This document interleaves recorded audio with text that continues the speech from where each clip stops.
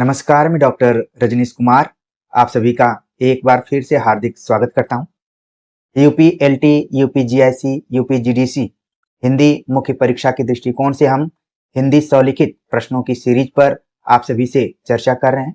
प्रिय विद्यार्थियों, यदि आप नियमित रूप से जुड़े होंगे तो हम पद्य और गद्य दोनों को समानांतर तरीके से आप सभी के सामने प्रस्तुत कर रहे हैं। और हमने बहुत पहले आप सभी से कहा था कि यदि आप नोट्स बना रहे हो तो उसको दो पार्ट में बांट लीजिए।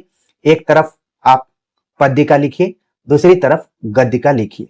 पद्य में हमने बताया था कि 1 से 50 तक हमारा टारगेट होगा कि सभी महत्वपूर्ण प्रश्नों को हम कवर कर लें, और इसके बाद 51 से लेकर 100 के बीच में जो अन्य गद्य विधाएं हैं, प्रमुख गद्य विधाएं हैं, या टेक्स्ट पर आधारित जो भी सवाल बन सकते हैं, पाश्चात्य काव्य शास्त्र, भारतीय काव्य शास्त्र, जो भी अन्य पोर्शन है उसको हम कवर करेंगे। इस उम्मीद के साथ कि आप सभी लगातार नोट्स बना रहे होंगे और आपका मनोबल भी बढ़ रहा होगा। आज के वीडियो लेक्चर में हम अन्य गद्य विधाओं के अंतर्गत यात्रा वृत्तांत पर आप सभी से चर्चा करेंगे। और जिस प्रश्न को हमने लिया हुआ है वो प्रश्न पहले ही UPPSC civil services mains exam में एक बार आ चुका है। यानी प्रश्न नंबर 54 के अंतर्गत अगर हम देखें तो सवाल है, हिंदी यात्रा वृत्तांत के विकास में आगे के यात्रा वृत्तांतों के साहित्यिक अवदान पर प्रकाश डालिए। अगर ये प्रश्न 125, 200 या 250 शब्दों में लिखने के लिए आए तो आप किस तरीके से इसका उत्तर लिखेंगे? तो आप उत्तर की शुरुआत करेंगे यात्रा वृत्तांत हेडिंग के बाद लिखेंगे कि मनुष्य स्वभावतः यायावर प्रवृत्ति का होता है। आमतौर पर हम सभी कहीं न कहीं यात्रा करते हैं और उस यात्रा से अनुभव प्राप्त करते हैं। हमारा स्वभाव ही इस तरीके का है कि हम सब एक जगह नहीं रह सकते। इसलिए हमने पहला ही वाक्य इस तरीके से प्रस्तुत किया है कि तुरंत दिमाग में आए कि मनुष्य यदि यायावर है तो वो इधर उधर जरूर जाएगा। आप लिखेंगे कि मनुष्य स्वभावतः यायावर प्रवृत्ति का होता है। यात्रा के दौरान उसमें कुछ अनुभूतियां जो अपने प्रबल वेग के कारण अभिव्यक्त होने को मचल उठती हैं। यात्रा वर्णन में यात्रा की समस्त वस्तुओं, व्यक्तियों और घटनाओं का विवरण ही नहीं प्रस्तुत किया जाता, बल्कि घटनाओं का रोचकतापूर्ण वृत्तांत प्रस्तुत किया जाता है। इसमें क्रमबद्धता को आवश्यक माना गया है। यात्रा के माध्यम से लेखक देश विदेश की राजनीति, सामाजिक स्थितियों का ज्ञान कराता है। यात्रा वृत्त में रेखा चित्र, संस्मरण और कहानी का मिश्रण प्रतीत होता है। तो आप देख रहे हैं कि पहले ही पैराग्राफ में आपने मनुष्य के स्वभाव को लेकर चर्चा कर ली, फिर यात्रा के दौरान उसके अंदर जो भी अनुभूतियां या अनुभवजन्य ज्ञान प्राप्त होते हैं उसको किस तरीके से वो साहित्यिक अंदाज में प्रस्तुत करता है, जिसमें वस्तुओं को लेकर, व्यक्तियों को लेकर या घटनाओं का मात्र विवरण नहीं होता, बल्कि एक तरीके से रोचकतापूर्ण वृत्तांत प्रस्तुत किया जाता है और उसमें क्रमबद्धता आवश्यक है।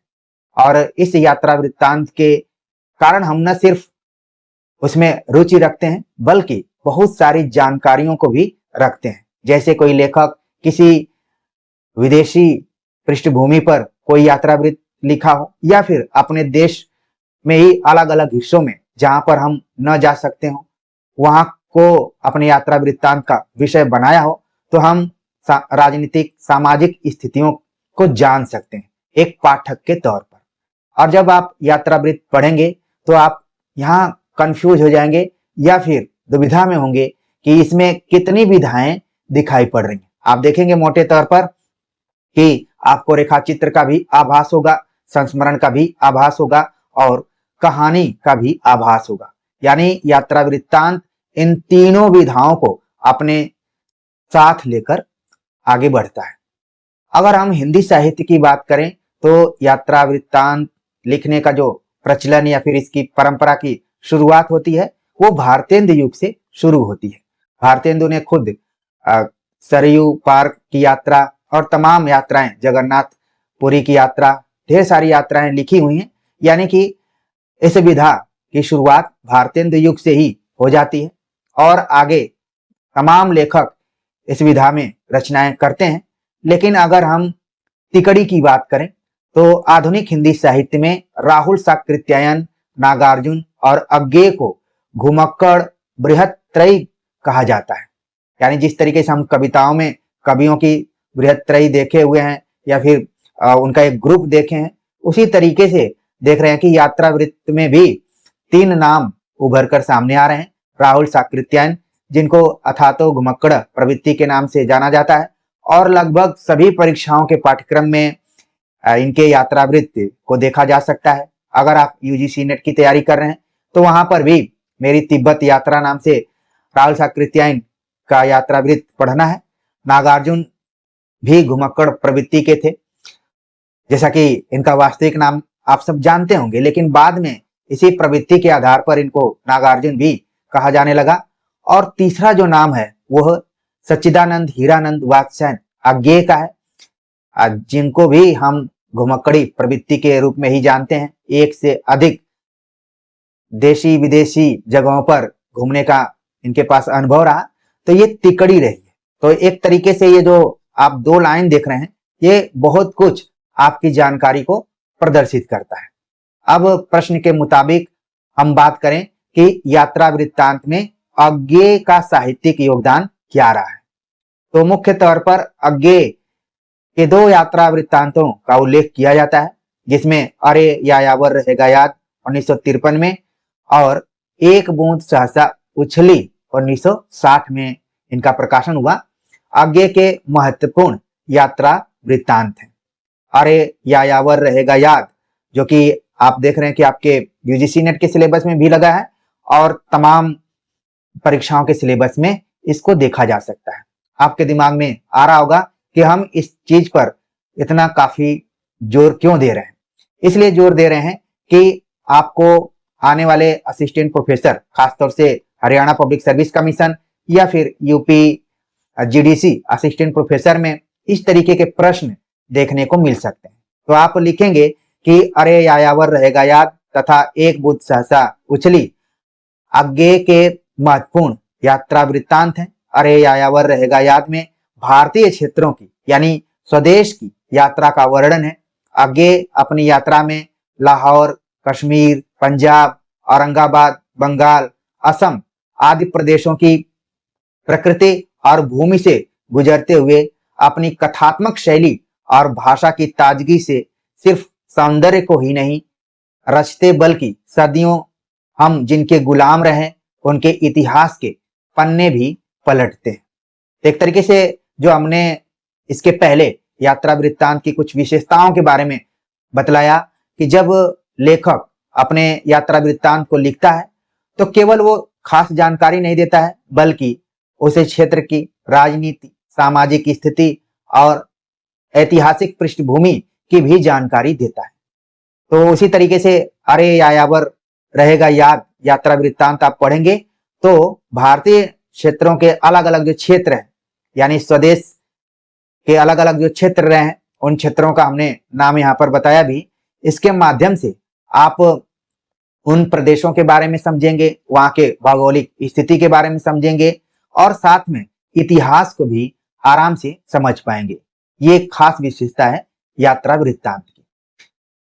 अगली जो रचना है एक बूंद सहसा उछली, इसमें अज्ञेय ने अपनी यूरोपीय यात्रा को रचनात्मक रूप प्रदान किया है।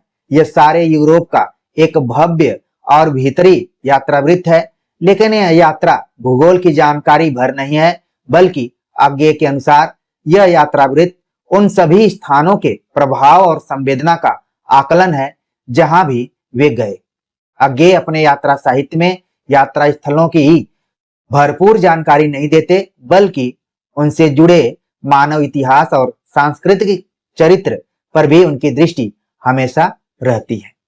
तो एक तरीके से आप देख रहे हैं कि लगभग सभी मनुष्य एक स्थान से दूसरे स्थान तक यात्रा करते हैं, लेकिन उसमें से कुछ ऐसे लेखक वाले गुण वाले मनुष्य होते हैं जो कि अपनी अनुभूतियों के आधार पर उस विशेष क्षेत्र के बारे में बतलाते हैं, जो कि पाठकों के सामने एक जानकारी के रूप में प्रस्तुत होती है।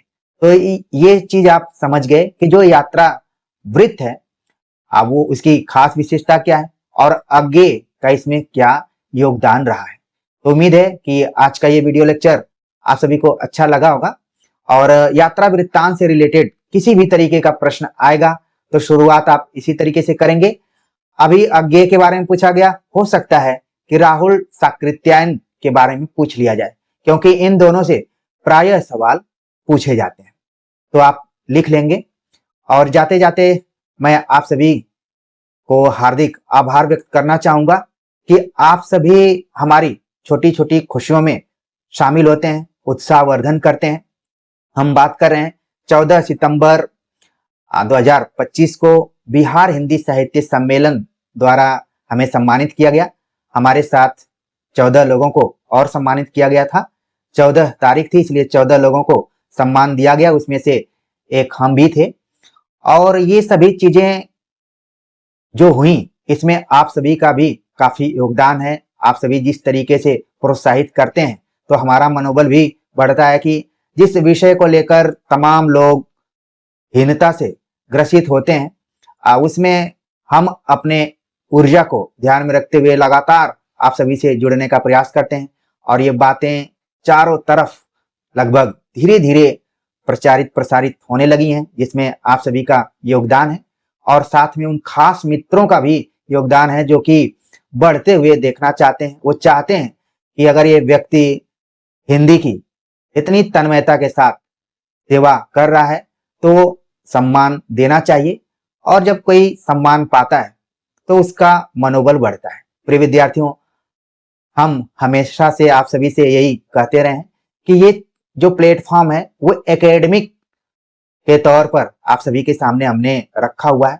बहुत तन्मयता के साथ, आत्मीयता के साथ आप सभी से चर्चा करते करते इसको हम आगे बढ़ा रहे हैं, इसी उम्मीद के साथ कि ये और अपने आकार में व्यापकता लाएगा और हम अपनी बातों में गहराई लाएंगे। आपको भले शुरुआती दौर में लगे कि पता नहीं ये शिक्षक हमें मंजिल तक पहुंचा पाएगा कि नहीं, लेकिन थोड़ा वक्त अगर आप देंगे तो आपको लगेगा कि और भी चीजें तो व्यावसायिक दृष्टिकोण से हमें परोसी जा रही हैं, लेकिन सच्चा प्लेटफॉर्म यही है। तो तमाम चीजें हैं, जो कुछ हमें अनुभव की प्राप्ति होती है उसको हम आप सभी के सामने रखते हैं और आप सभी सराहते हैं। ये बहुत हमें अच्छा लगता है। जितने भी विद्यार्थी कमेंट करके बधाई दिए, मैं सभी का हार्दिक आभार व्यक्त करूंगा और यही कहूंगा कि एक बार आप लोग जुड़ गए हैं तो जीवन में कभी साथ मत छोड़िएगा। सफलता मिलने के बाद भी आप इस चैनल से जुड़े रहिएगा।